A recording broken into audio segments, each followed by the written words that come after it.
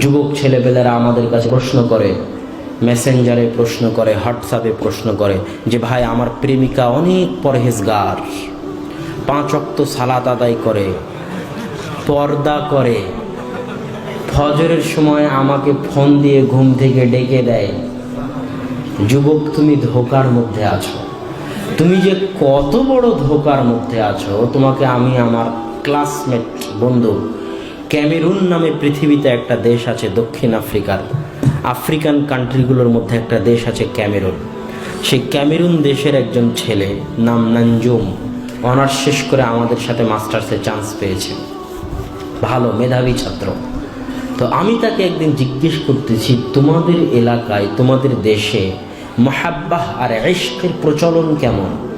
আরবিতে প্রেম প্রীতিকে, প্রেম ভালোবাসাকে আরবিতে মহাব্বাত আর ইশক বলা হয়। তো মহাব্বাত আর ইশকের প্রেম প্রচলন কেমন তোমাদের দেশে?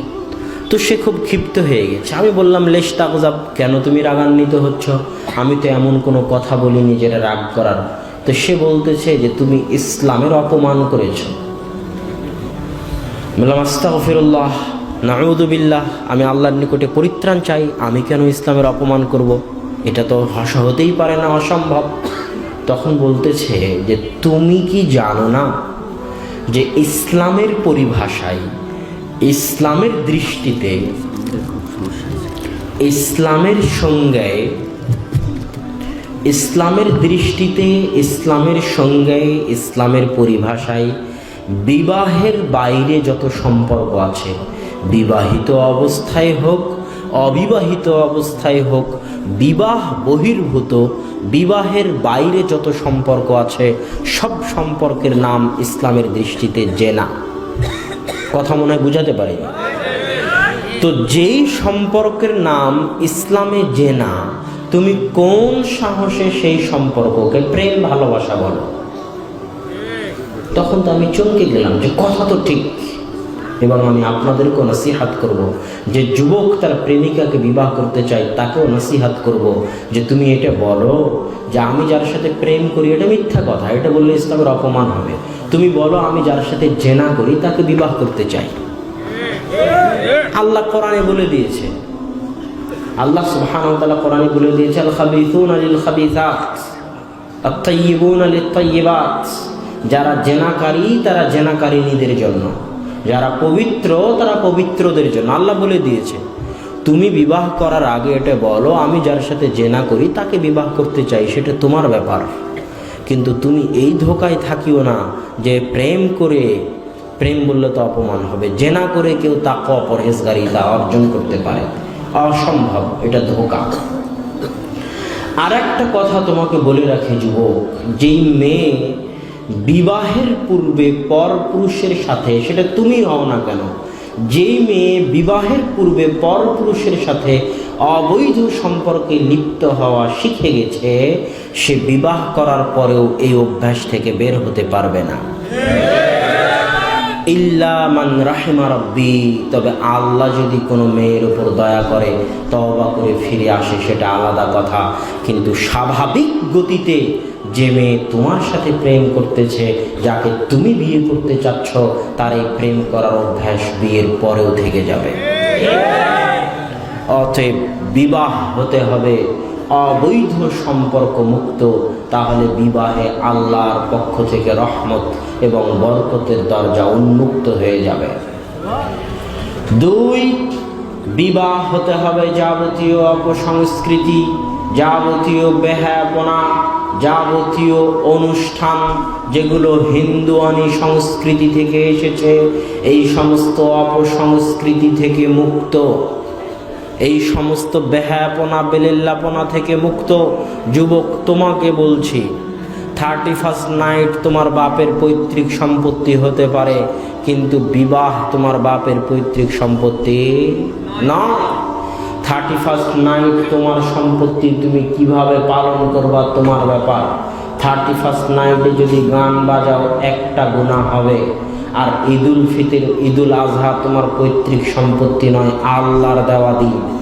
স্পষ্টভাবে হাদিসে আল্লাহ রাসূল বলেছে, কদ আবদালাকুমুল্লাহু বিহিমা খায়রাম মিনহুমা, আল্লাহ তোমাদেরকে দিলেন দুইটা দিন, ঈদুল আজহা, ঈদুল ফিতর।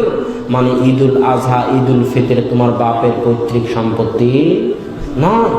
তুমি যদি ঈদুল ফিতর, ঈদুল আজহার দিন গান বাজাও তাহলে দুইটা গুনাহ হবে।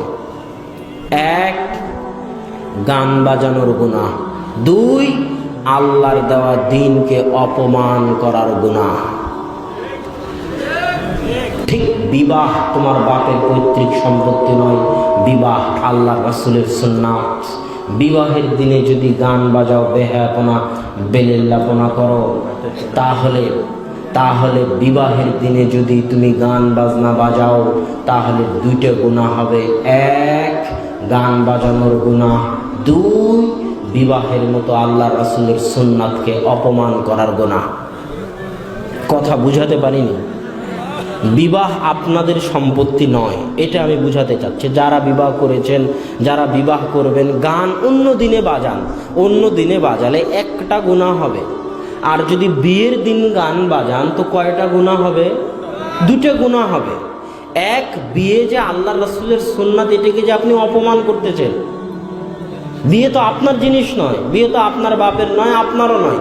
বিয়ে তো আল্লাহর রাসূলের রেখে যাওয়া সুন্নাত। আল্লাহ রাসূলের সুন্নাতের যে আপনি অপমান করতেছেন, ওটার আলাদা গুনাহ হবে। আর বিবাহকে অনুষ্ঠান দিয়ে কঠিন করে দেওয়া হয়েছে। এই অনুষ্ঠান, সেই অনুষ্ঠান, এই অনুষ্ঠান, সেই অনুষ্ঠান, আমি নিজেও জানি না কত অনুষ্ঠান আছে বিবাহকে কেন্দ্র করে।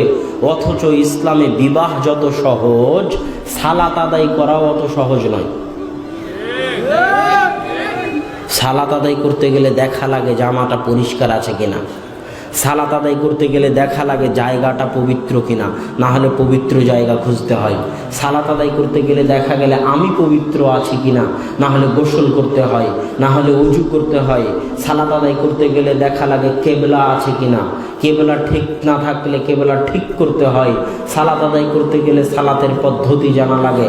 সালাত আদায় করতে গেলে সূরা ফাতিহা, নাস, ফালাক, ইখলাস, কোরআনের আয়াত, দোয়া, দরুদ, সালাম ফেরানোর পূর্বে কি পড়বেন, রুকু সিজদায় কি পড়বেন, রুকু থেকে উঠে কি পড়বেন, দুই সিজদার মাঝে কি পড়বেন, অনেক কিছু মুখস্থ করতে হয়। সালাত অনেক কঠিন ইবাদত, বিবাহ করা অত কঠিন নয়, অনেক অনেক সহজ। যে সমাজে বিবাহ যত কঠিন, ওই সমাজে জেনা তত সহজ। যে সমাজে বিবাহ যত কঠিন, ওই সমাজে জেনা তত সহজ।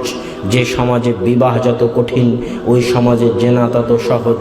তাই সমাজে বিবাহকে সহজ করে দিন। আল্লাহ রাসূলের সামনে একজন মেয়ে এসে বলতেছে, আল্লাহ রাসূল, আমি আপনাকে বিবাহ করতে চাই। আল্লাহ রাসূল মুখটা ঘুরিয়ে নিলেন। মুখটা ঘুরিয়ে নিয়ে পাশে একজন সাহাবী বসেছিল, তাকে বললেন, তুমি কি এই মেয়েকে বিবাহ করতে চাও? সাহাবী বলল, হ্যাঁ আল্লাহ রাসূল, আমি বিবাহ করতে চাই। আল্লাহ রাসূল বলল, তোমার নিকটে মোহরানা দেওয়ার মতো কি আছে? খুঁজে দেখা গেল কিছুই নাই। তখন আল্লাহ রাসূল কোরআনের বিনিময়ে ওই বৈঠকেই তার বিবাহ করিয়ে দিলেন। আল্লাহু আকবার! কত সহজ বিবাহ! আল্লাহ রাসূলের সাহাবী বিবাহ করে এসেছে, আল্লাহ রাসূল জানেই না। আল্লাহ রাসূল বলতেছে, আব্দুর রহমান, তোমার গায়ে হলুদ কেন?